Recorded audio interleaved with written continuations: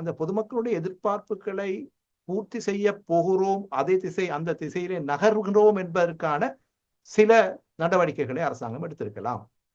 ஆனால் அவ்வாறான நடவடிக்கைகளுக்கு எடுப்பதற்கு பதிலாக சில உதாரணமாக நாங்கள் பார்க்கின்றோம், இந்த பழைய அமைச்சர்கள் பயன்படுத்திய வாகனங்களை கொண்டு வந்து கோல்ஃபேஸிலே அதை காட்சிப்படுத்த வேண்டிய அவசியம் இல்லை. அவற்றை கொண்டு வந்து அதை ஆக்ஷன்ல வித்து போட்டு மற்ற நடவடிக்கை எடுத்திருக்கலாம். அப்ப இதை காட்சிப்படுத்தி இவ்வாறெல்லாம் அவர்கள் செய்தார்கள், அவ்வாறெல்லாம் செய்தார்கள் என்று சொல்லுகின்ற போது அதுக்குரிய தண்டனைகள் என்ன, அதுக்குரிய அவர்களுக்கான அந்த இந்த நாட்டினுடைய பணத்தை செலவழித்தார்கள் என்று சொன்னால் அதற்குரிய நடவடிக்கைகள் எடுத்திருக்கணும், அவர்களுக்கு எதிரான நடவடிக்கைகள் எடுத்திருக்கணும். அப்படியான விஷயங்கள் அதுக்கான போதிய அளவு ஆதாரங்கள் இல்லை என்று சொன்னால் இருக்கக்கூடாது.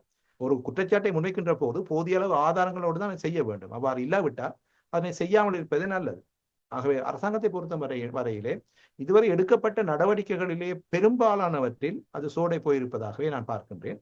ஆகவே இந்த பொருளாதாரத்தினுடைய மீட்சி சம்பந்தமான விவகாரங்களிலும் கூட எதிர்கட்சியினர் எழுப்புகின்ற வினாக்களுக்கு ஒரு ஆக்கப்பூர்வமான ஒரு உண்மையான பதிலை செல்வதற்கு பதிலாக அதற்கு பேசி சுற்றி அனுப்புகின்ற முன்னே ஆட்சியாளர்கள் செய்த அதே விதமான ஒரு பதிலளிப்புகளையே நாங்கள் பார்க்கக்கூடியதாக இருக்கிறது.